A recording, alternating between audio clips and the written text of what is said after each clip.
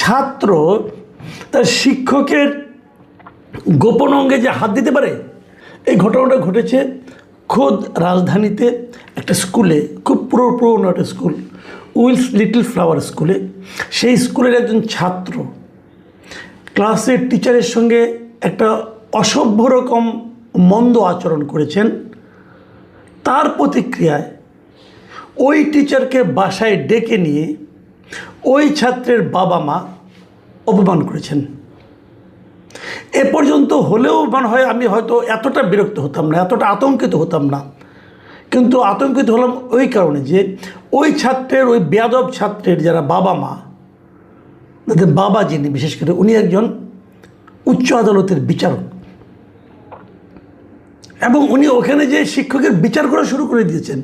নিজের বাসায় চা খাওয়ার দাওয়াত দিয়ে নিয়ে যেয়ে উনি বিচার করেছেন, শিক্ষকের বিচার করা আরম্ভ করেছেন। এবং সেটা কি, যে তার ছাত্রের কাছে তাকে মাপ চাইতে হবে। তো অপরাধটা কি? অপরাধটা হলো, তাহলে অপরাধটার কথা জানতে হলে আপনাকে একটু ডিটেলে যেতে হবে। আমি সংক্ষেপে একটু ডিটেলে যাচ্ছি। এ মাসের 16 তারিখের ঘটনা, এবং সেদিন ওই উইলস লিটল ফ্লাওয়ারের 10ম শ্রেণীর দিবা শাখার সহকারী শিক্ষক দয়াল চন্দ্র পাল তিনি ক্লাস নিচ্ছিলেন। উনি হলেন পদার্থবিদ্যার টিচার। উনি ক্লাস নেওয়ার কালে তার একজন ছাত্র, ওই যে বেয়ারা ছাত্র যার কথা বললাম, সে তার স্যারকে বারবার ইরিটেট করছিল, বিরক্ত করছিল।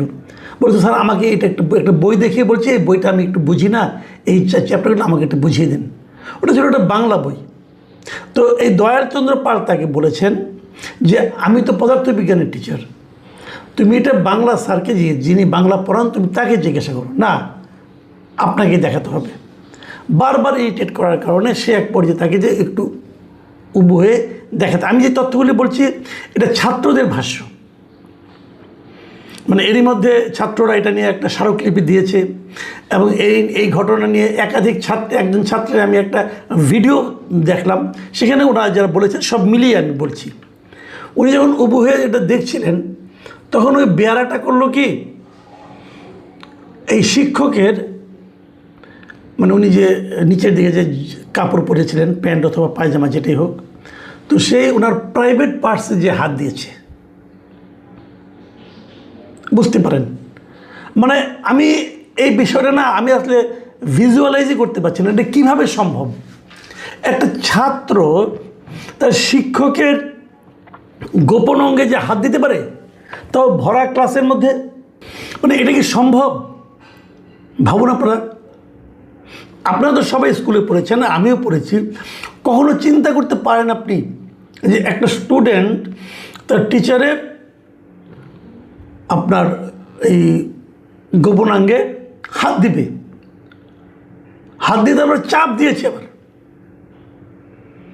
তো শিক্ষক কী করবে তখন? উনি বাধ্য হয়ে ওর পিঠে 3টা চড় মেরেছে, এটা সবাই দেখেছে। এই হলো তার অপরাধ। এবং তারপর তাকে, এবং উনি বলেছেন যে তোমার বাবাকে বলো স্কুলে ফোন করতে।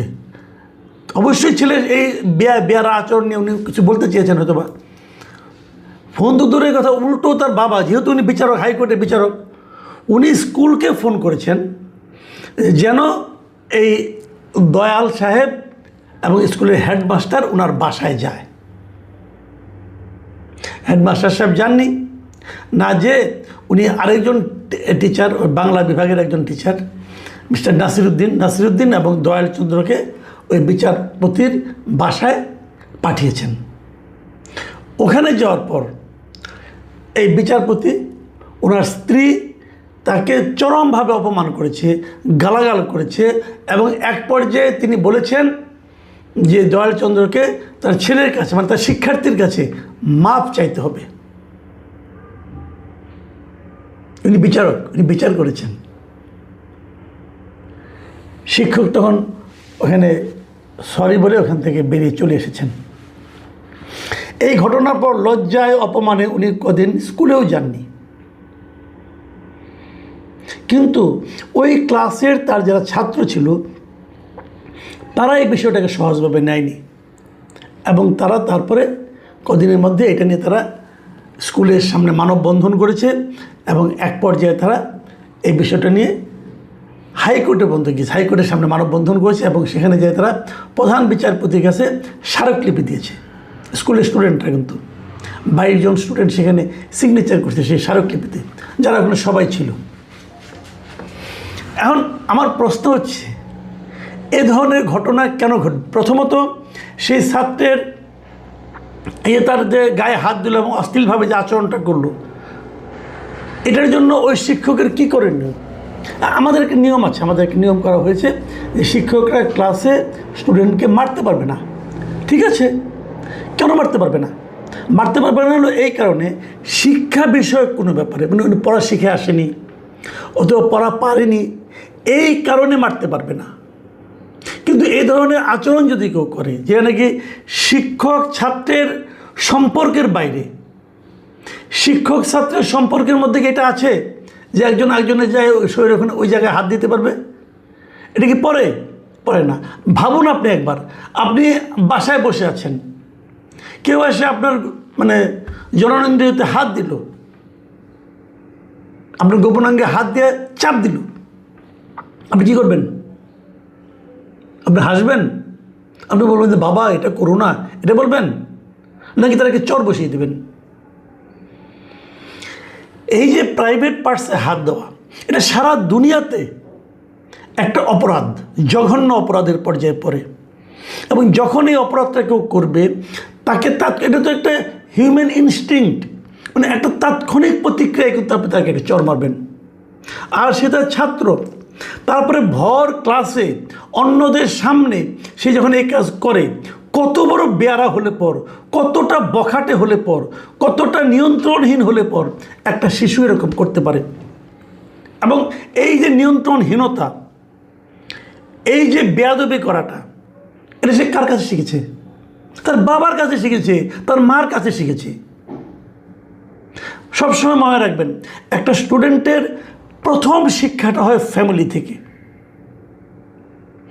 প্রথম শিক্ষা ফ্যামিলি থেকে। ফ্যামিলিতে সে শিখে যে কী করা যাবে, কী করা যাবে না। তার ফ্যামিলিতে সম্ভবত এগুলি চলে, তাহলে সে এটা শিখলো কোথায়? তো এই বিষয়টা যখন বাইরে এলো, তখন তার বাবা আবার সেই শিক্ষককেই অপমান করার চেষ্টা করলেন, মানে করলেন আর কি। এবং ছাত্রের কাছে মাপ চাইতে বলেন। এই যে তার যে আচরণটা, এটা কি বিচারক সুলভ আচরণ নাকি মাস্তান সুলভ আচরণ? বিচারককে এটা বলতে পারেন? এটা তো লেখাপড়ার বিষয় না রে ভাই। দেখুন, আমি একটা জিনিস বুঝি না, একজন লোক ক্ষমতা পেলে ক্ষমতার সবচেয়ে বড় দায়িত্বটা কি? তাকে খেয়াল করতে হবে আমি যেন ক্ষমতার অপব্যবহার না করি। আপনি বিচারক হয়েছেন, আপনি সব জায়গায় কাজ করবেন, এটা কিন্তু প্রথম না। আপনাদের মনে আছে, আমি আরেকটা ঘটনা আমি মনে করতে পারলাম যে 2023 সালের কথা। 2023 সালের এরকম মার্চ মাসে বগুড়ায় একটা ঘটনা ঘটেছিল। বগুড়ার একটা গার্লস স্কুলে, সেই গার্লস স্কুলে একটা নিয়ম ছিল যে স্টুডেন্টরাই স্কুলের ক্লাসরুমগুলি পরিষ্কার করবে এবং সেই স্টুডেন্টরা বাই রোটেশন এক একদিন এক একজন স্কুলের ক্লাসরুমটাকে ঝাড়ু দিবে। তো ওখানে একজন বিচারকের কন্যা ছিল, সেই কন্যা ঝাড়ু দেবে না, তার মা বিচারক, তার মা ছিল বিচারক। উনি অতিরিক্ত জেলা ও দায়রা জজ ছিলেন, ওই ভদ্রমহিলা, ওনার ওই বাচ্চাটার মা, সে দিবে না। এবং এটা এই না দেওয়ার কারণে এটা নিয়ে হইচই, এবং তারপরে সে বাধ্য হয়েছে দেওয়ার জন্য। এবং যখন সে বাধ্য হয়েছে, তখন একটা মেয়ে ওখানে একটু হেসেছিল এবং